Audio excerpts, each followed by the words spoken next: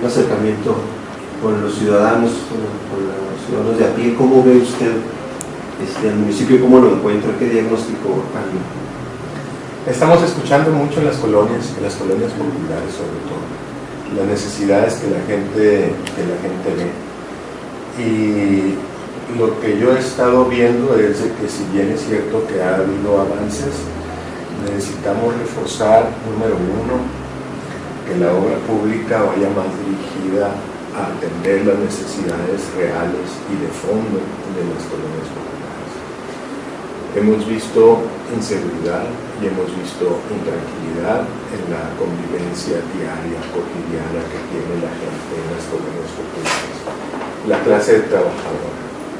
Hemos visto también que se tiene que acercar más el gobierno y tiene que haber más participación de la ciudadanía en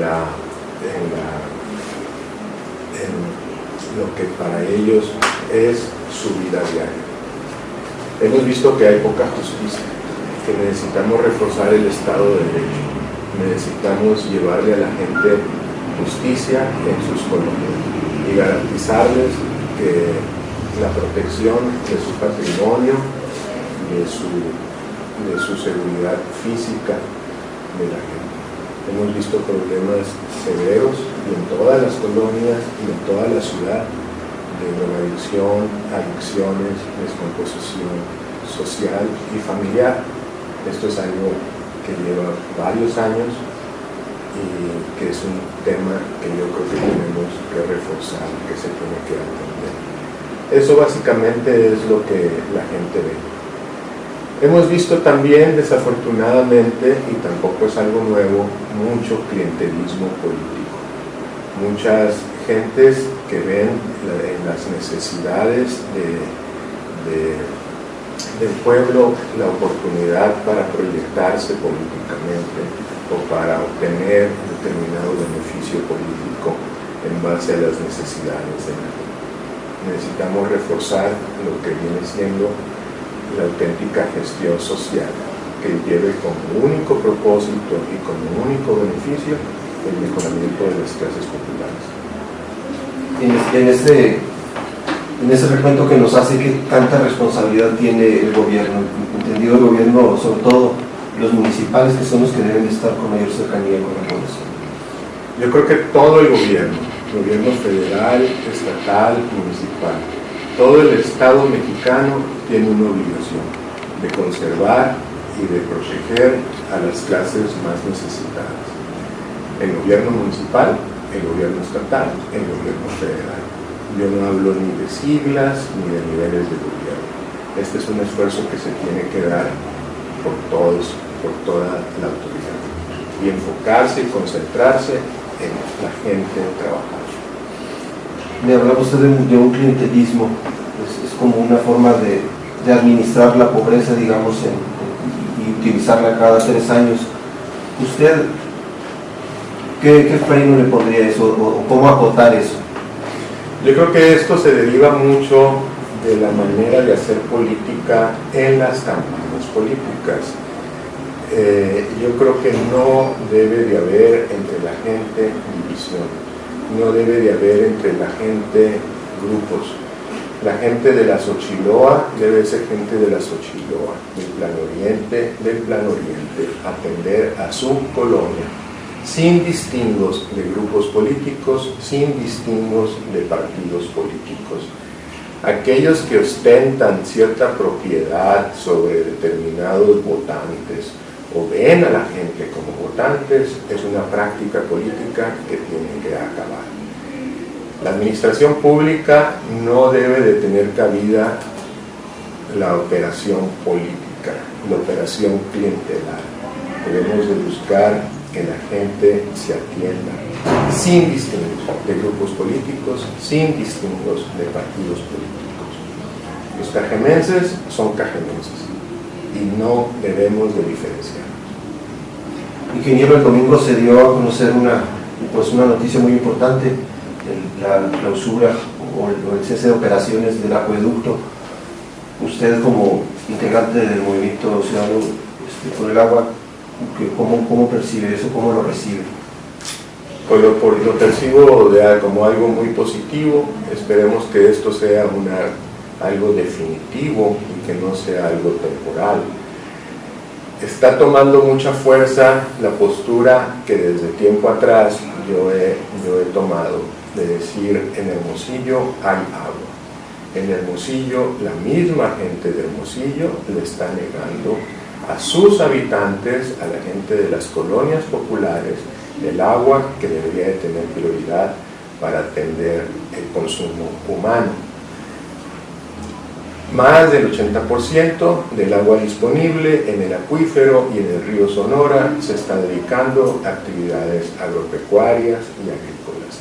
Se tiene que concentrar esos escurrimientos y esa disponibilidad de agua en atender a las colonias populares. El siquiera estar suponiendo de que pudiera haber tandeos es una práctica criminal que ya antes lo ha ejercido el gobierno en el poder, que eso es algo que tenemos que denunciar y evidenciar. En Hermosillo hay agua, hay soluciones, esas se tienen que atender sin quitarle el agua al río Yaqui. ¿Políticamente le puede afectar a su partido? A mi partido, el PRI, no creo. El partido tiene que hablar siempre con la verdad, tiene que hablar con fundamentos, tiene que presentar lo que hemos hecho nosotros, retomar las propuestas que hemos hecho, como la reutilización de aguas tratadas, el intercambio de aguas para el uso agrícola y muchas otras opciones que puede haber, el mejoramiento de la red, el mejoramiento del cobro de las tarifas en Hermosillo, que son inferiores hasta 3 tantos a las tarifas que se cobran aquí en Cajeme, y eso es un absurdo. Los sonorenses pagaron una obra, un elefante blanco, que se excedió de 2,000 y pico a 4,000 millones de pesos. Sonora no tiene ni debe de mantener a la capital del estado. Sonora es mucho más que Hermosillo.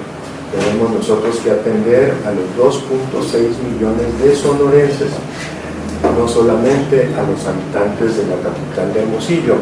Y los presupuestos estatales deben de ser repartidos de manera equitativa a través de todo el estado, cosa que no se está haciendo, ni en particular con Cajeme ni en el sur del estado. ¿Y por qué creen que no se reparte equitativamente?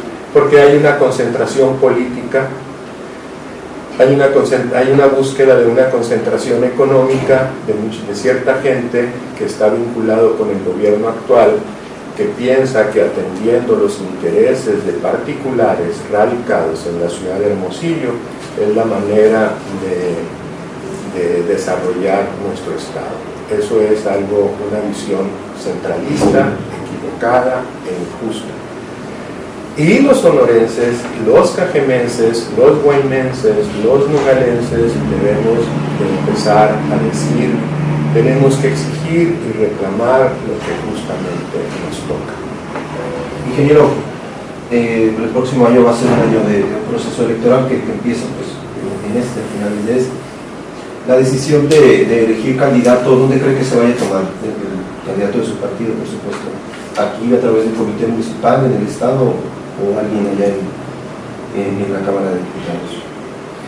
¿Dónde se deba de tomar? Yo creo que se va a tomar, porque de deberse pues debería de tomarse aquí en esos militantes. Pues yo creo que sí, y yo creo que se va a tomar entre los cajemenses. Yo soy muy optimista en pensar que el proceso democrático y el avance democrático de nuestro país y de nuestro estado y de nuestra comunidad tiene que llegar a las colonias, tiene que llegar a los habitantes de Cajeme, y les tenemos que dar voz. Yo no creo que nadie pueda ostentar en un voto, en una opinión, pasar por encima de las voluntades de 418,000 habitantes que constituye el pueblo de Cajeme. En el supuesto de que llegara uno de los 3 precandidatos, o los aspirantes más bien, a la gubernatura, ¿usted por cuál se alguna simpatía o alguna inclinación, o quizá que el convenio nacional. Yo lo que quisiera ver, y a lo mejor ahorita para ellos no les resulta el momento indicado, pero sí están claramente buscando la gobernatura. Si están claramente buscando la gobernatura, yo invitaría a aquellos aspirantes a gobernador que nos den elementos de juicio, que nos digan qué propuestas se tienen para el Estado de Sonora, pero muy particular para Cajeme, en función de que podamos nosotros escuchar esos planteamientos, pues entonces pudiéramos todos nosotros normar nuestro criterio.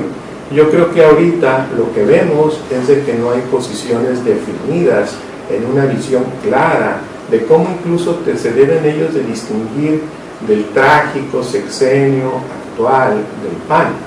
Debemos de ver cómo los aspirantes de nuestro partido se diferencian de una manera clara y cómo pueden ellos ver el desarrollo potencial del sur del estado.